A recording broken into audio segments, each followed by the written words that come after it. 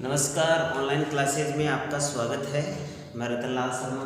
आज हम 12th science की केमिस्ट्री में बात करते हैं अभिक्रिया वेग को प्रभावित करने वाले कारक।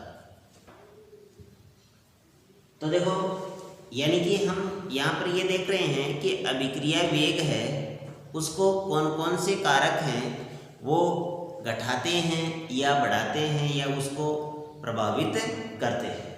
तो नंबर एक बात करते हैं अभिकारकों की सांद्रता।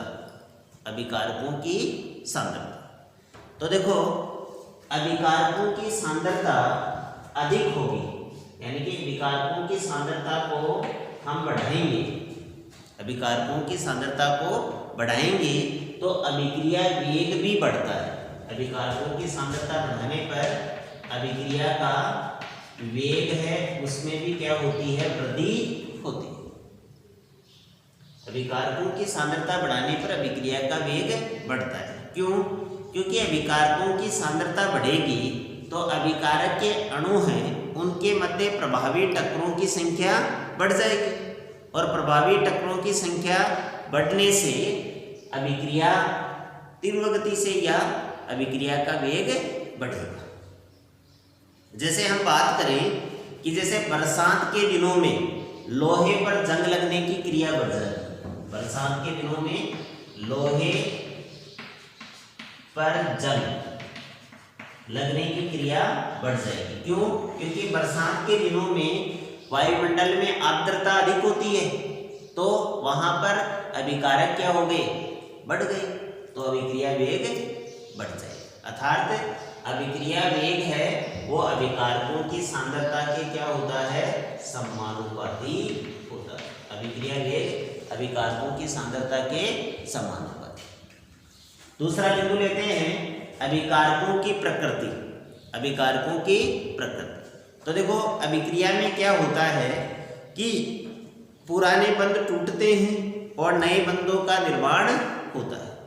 यदि अभिकारकों की प्रकृति आयनिक होती है तो अभिक्रिया का वेग बढ़ेगा, और अभिकारकों की प्रकृति है वो सहसंयोजक होती है तो अभिक्रिया का वेग घटता है। जैसे देखो हम NO प्लस को क्रिया करवाएंगे तो बनेगा NO2। क्या बनेगा? NO2। तो ये अभिक्रिया है तीव्र गति से होती है, ये अभिक्रिया तीव्र गति से होती है। जबकि हम CO की क्रिया O2 के साथ करवाएं और इससे CO2 बनाएं, इससे CO2 बनाएं तो ये मंद गति से होती है। कारण अभिकारकों की प्रकृति आयनिक है, अभिकारकों की प्रकृति क्या है, सहसंयोजक है।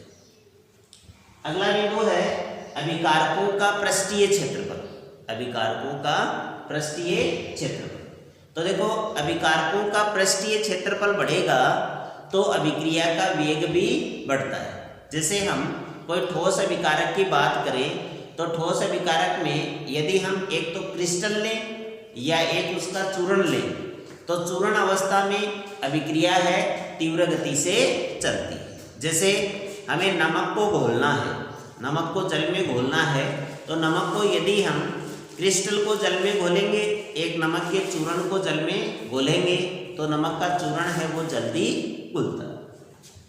अगला इफेक्टिव कारक है ताप। तो देखो ताप बढ़ाएंगे तो अभिकारक अणु हैं उनकी गतिज ऊर्जा बढ़ जाएगी, और गतिज ऊर्जा बढ़ने से उनके मध्य होने वाली प्रभावी टक्करों की संख्या बढ़ती है, और प्रभावी टक्करों की संख्या बढ़ेगी तो इसका वेग भी बढ़ेगा। यदि अभिक्रिया का वेग है वो टेम्परेचर है 10 डिग्री सेल्सियस बढ़ा देते हैं तो अभिक्रिया का वेग 2 से 3 गुना हो जाता है। 10 डिग्री सेल्सियस बढ़ाने पर अभिक्रिया का वेग 2 से 3 गुना हो जाता है। अगला कारक है दाब। तो देखो दाब से अभिक्रिया जो अभिक्रिया वेग है निम्न प्रकार प्रभावित होता है। जैसे हम एक बात करते हैं डेल एन बराबर होता है उत्पादों की सांद्रता या उत्पाद के अणुओं की संख्या, के अणुओं की संख्या माइनस अभिकारकों के अणुओं की संख्या, अभिकारकों के अणुओं की संख्या। जैसे कोई अभिक्रिया है, जैसे मान लो PCl5, इससे बन रहा है PCl3 प्लस Cl2। तो यहाँ पर उत्पाद 2 है, अभिकारक क्या है, 1 है, तो 2 माइनस 1 बराबर क्या हो जाएगा, 1, यानी कि डेल n क्या आएगा, 1 आएगा। तो इस आधार पर डेल n का मान एक तो पॉजिटिव हो जाएगा, डेल n का मान नेगेटिव हो जाएगा और डेल n का मान 0 हो जाएगा। डेल n का मान पॉजिटिव, नेगेटिव और 0 हो जाएगा। तो यदि डेल n का मान 0 है, डेल n का मान 0 है, तो वह अभिक्रिया है, वह दाब से अप्रभावित रहती है, दाब से अप्रभावित, दाब से क्या होती है, अप्रभावित। जैसे H2 प्लस I2 बराबर हो गया 2HI, बराबर 2HI, तो 2 माइनस 2, तो अभिक्रिया वेग इसका क्या हो गया, 0। दूसरी बात करते हैं, यदि डेल n का मान धनात्मक होता है तो अभिक्रिया वेग दाब बढ़ाने पर घटेगा। इनके लिए यदि हम P को बढ़ाते हैं तो अभिक्रिया वेग क्या हो जाएगा, कम हो जाएगा। P को बढ़ाने पर अभिक्रिया वेग क्या हो जाएगा, कम हो जाएगा। इसी तरह है, इनके लिए हम P को बढ़ाते हैं तो अभिक्रिया वेग बढ़ेगा, अभिक्रिया वेग बढ़ता है। जैसे धनात्मक का एग्जाम्पल ये ले लेंगे, PCl5 PCl3 प्लस Cl2, तो यहाँ पर अभिक्रिया का वेग क्या हो जाएगा, दाब बढ़ाने पर बढ़ेगा, सॉरी ऋणात्मक, दाब बढ़ाने पर घटेगा, अभिक्रिया का वेग दाब बढ़ाने पर घटेगा।